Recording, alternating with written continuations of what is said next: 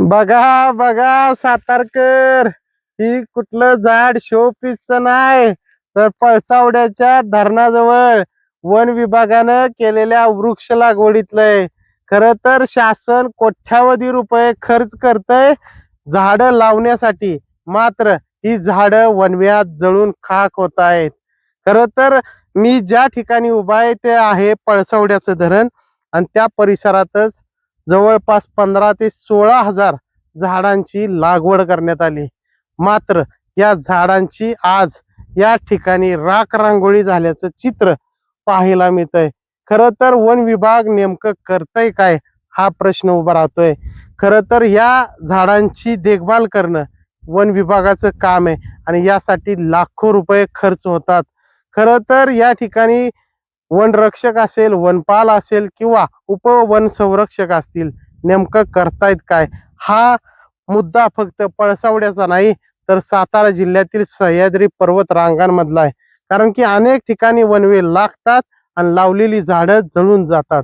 मात्र शासनानं केलेला खर्च हा दरवर्षी वाया जातो. मात्र हे सगळं होत असताना शासनाच्या तिजोरीवर भार तर पडतोच, मात्र या सगळ्या गोष्टींमुळे या निसर्गामध्ये असणारे प्राणी आणि जीव यांचा देखील जीव जातोय. याला नेमकं जबाबदार कोण? या ठिकाणचा वनरक्षक असेल किंवा वनपाल असेल, तो या ठिकाणी ज्या व्यक्तीला नेमणूक केली तो या ठिकाणावर राहतच नाही अशी माहिती आम्हाला सूत्रांकडनं मिळते. त्यामुळं या ठिकाणचा जो व्यक्ती आहे, जो जबाबदार आहे, त्याच्या वन विभाग कारवाई काय करणार हा प्रश्न आहे.